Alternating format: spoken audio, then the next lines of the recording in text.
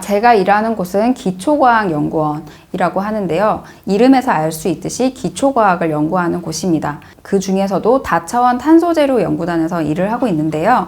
이름에서 아실 수 있듯이 저희는 탄소를 연구하는 곳입니다. 그리고 다차원이라고 했는데요. 탄소는 제가 앞에서도 말씀을 드렸듯이 굉장히 여러 가지 구조를 가질 수가 있거든요.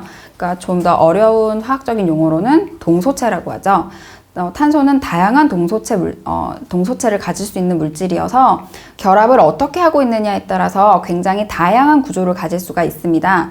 예를 들어서 흑연, 다이아몬드, 요새에 와서는 플러런, 탄소 나노튜브, 그래핀까지 이 모든 물질들은 전부 탄소로만 이루어져 있지만 그 결합 구조는 모두 다른데요.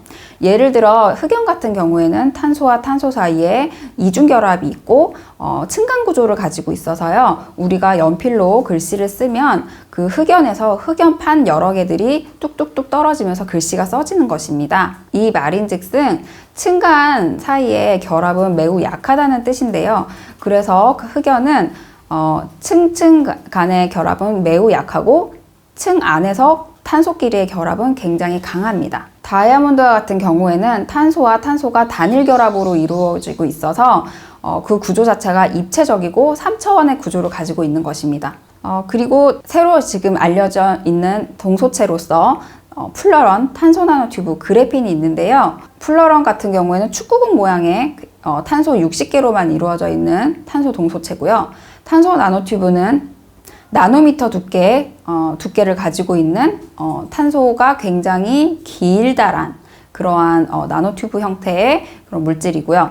그래핀 같은 경우에는 흑연에서 그 흑연판 한 장만 낱장으로만 떼어낸 그런 구조를 그래핀이라고 합니다. 그래핀 같은 경우에는 2010년에 노벨상을 수상한 물질이기도 하고요. 굉장히 유망한 꿈의 신소재라고 알려져 있는 그런 물질입니다. 저희 연구단에서는 이러한 탄소 소재들을 연구를 하고요. 탄소 소재를 합성할 수 있는 새로운 합성법이라든지 아니면 탄소 소재에 어떠한 새로운 특성이 있는지 그러한 특성들을 새로이 탐구해보는 그런 연구들을 수행을 하고 있습니다.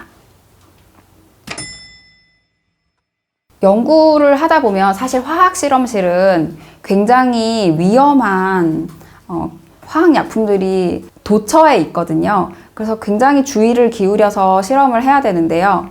당장 내가 실험실에 가서 어떤 화학약품을 마셔서 내가 죽는다고 해도 하나도 이상하지 않을 그런 화학약품들이 모든 곳에 거의 실험실에는 대부분에 있습니다. 특히 화학실험실은 특히나 더 하고요.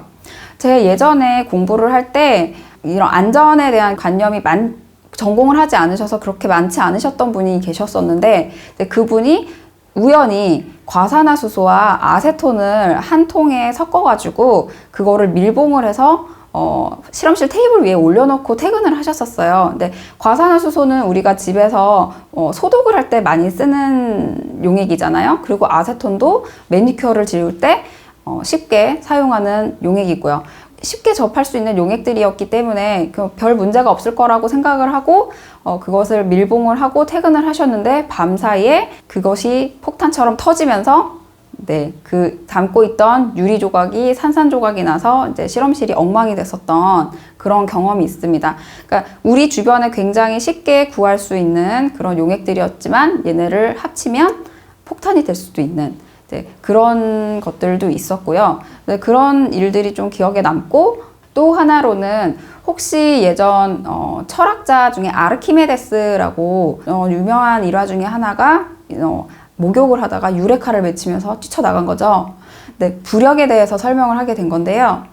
아르키메데스 원리를 이용을 하면 우리가 쉽게 물질의 밀도를 측정을 할 수가 있거든요. 예를 들어서 밀도가 굉장히 무거운 용액에 우리가 밀도를 알 수 없는 물질을 넣어놓고 거기에 그거보다 좀 더 밀도가 낮은 용액을 조금씩 붓기 시작하면 어느 순간 이 용액의 밀도가 낮아지면서 우리가 이미 알고 있는 무거운 밀도의 용액에 가벼운 밀도의 용액을 넣었을 때 우리가 밀도를 알지 못하는 물질이 갑자기 훅 위로 떠서 용액 중간에 위치하게 되면 우리가 각각 넣어줬던 용액의 밀도를 계산을 해서 우리가 넣어줬던 물질의 밀도가 정확하게 얼마인지 측정을 하게 되는 건데요.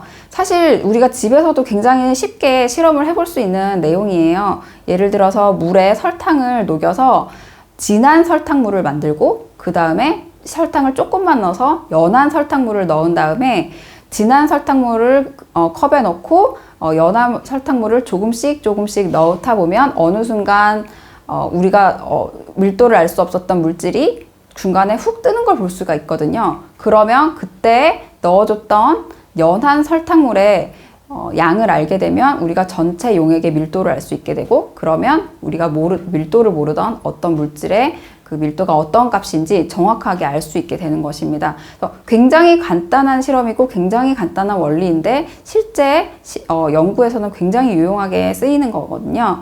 그래서 이런 부분들이 좀 재밌게 다가오지 않을까 싶습니다. 화학의 분야는 굉장히 다양해요. 그 화학의 서브 분야를 보면 물리화학도 있고 분석화학도 있고 유기화학도 있고 무기화학도 있고 또 생화학도 있고 굉장히 여러 분야의 화학이 있거든요. 그만큼 다양한 학문들과도 굉장히 유기적으로 연결이 되어 있는 것이고요. 그래서 이제 화학을 하다 보면 실험을 해야 하는 경우도 있고 어떤 때는 계산을 해야 하는 경우도 있고 어떤 때는 분석을 해야 하는 경우도 있습니다. 이 세 가지에서 모두 공통적으로 중요한 거는 내가 어떤 새로운 상황에 맞닥뜨렸을 때 이거를 합리적으로 추론을 하고 결론을 낼 수 있느냐, 그리고 예를 들어 실험을 하는 경우에서는 내가 근면성실하게 실험을 할 수 있느냐, 그리고 계산하는 경우에는 내가 어떤 문제가 있을 때 그 문제에 대해서 모델을 만들고 그 모델을 이용을 해서 어떤 해결점을 찾고 실제 경우에 적용을 할 수 있느냐, 그런 능력들을 요구를 하거든요. 그래서 본인이 생각했을 때 나는 화학이 좀 재밌고 그리고 계산하는 것도 별로 어렵지 않고 또 다른 면으로는 나는 실험하거나 이런 게 굉장히 재미있고 이런 사람들 같은 경우에는 화학을 전공하면 굉장히 잘할 수 있을 것 같고요. 네, 그 이외에도 나는 어떤 물질에 대해서 이게 어떤 구조고 어떤 성분을 가지고 있고 이런 것들이 굉장히 궁금하고 그런 것들을 알아보기 위해서 뭐 어떤 방법들을 사용을 해야 되는지 이런 걸 잘 찾아볼 자신이 있다. 그런 경우에도 화학이 굉장히 잘 맞을 것 같습니다. 화학을 공부하면 굉장히 다양한 걸 할 수 있어요. 제가 앞에서도 말씀드렸지만 굉장히 다양한 학과에도 갈 수가 있잖아요. 그리고 화학의 서브 학문으로도 굉장히 다양한 화학들이 존재를 했었고요. 물리화학, 생화학 이런 것들처럼요. 그래서 화학을 전공을 하게 되면 연구원뿐만 아니라 적용될 수 있는 분야가 굉장히 많기 때문에 다른 직업을 선택을 할 수도 있는데요. 예를 들어서 기본적인 화학 지식이 있기 때문에 변리사 공부를 해서 변리사가 될 수도 있을 것이고요. 또 다른 방향으로는 우리가 교육을 할 수도 있을 거예요. 화학 공부도 사실 굉장히 많은 교육이 필요한 부분이고 일상생활에 어떻게 적용이 되는지에 대해서 교육을 해주시는 분들이 계신 것도 굉장히 많은 도움이 될 거라고 생각을 하거든요. 그래서 교육 분야 쪽으로도 가실 수 있을 것 같고, 그 다음에 화학과 같은 전문적인 지식이 필요한 행정도 분명히 필요하거든요. 예를 들어서 연구재단이라든지 과학재단 같은 곳에서도 화학적인 지식이 필요한 그런 분들이 행정도 같이 이제 해주셔야 되는 경우들이 있기 때문에 그런 분야로도 이제 직업을 찾아보실 수가 있고요. 그 다음에 또한 장비라든지 제약이라든지 이런 분야에서도 화학적인 지식이 필요하기 때문에 장비를 어플리케이션 매니저가 된다든지 뭐 어플리케이션 세일즈를 한다든지 이런 쪽으로도 화학 전공자 하신 분들이 직업을 찾으실 수가 있고요. 정말 저같이 기초과학만 하는 이제 이런 연구원이나 아니면 교수 그러신 분들도 당연히 있고요. 세상은 온통 화학이죠. 네. 우리 주변을 보면 일어나는 대부분의 일들이 거의 다 화학 반응이거든요.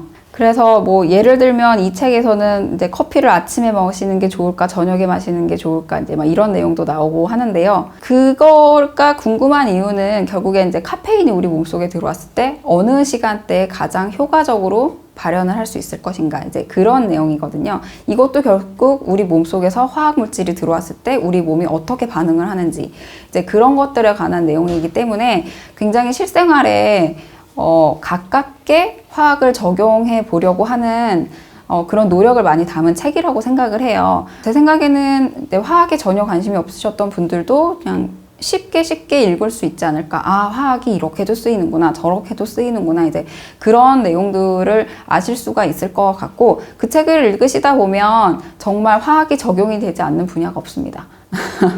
그리고 좀 약간 더 비슷한 종류의 책을 한 권 더 추천을 말씀을 드리면 위험한 과학책이라고 있어요. 이거는 이제 단지 화학 분야에만 국한되어 있는 내용은 아니고 전반적으로 과학이라는 학문이 우리 일상에 어떻게 적용이 될 수 있는지, 그 지구 생활자들의 생존을 위해서 어떻게 과학을 이용을 해야 하는지, 이제 그런 내용에 대해서 들어가 있는 책인데요.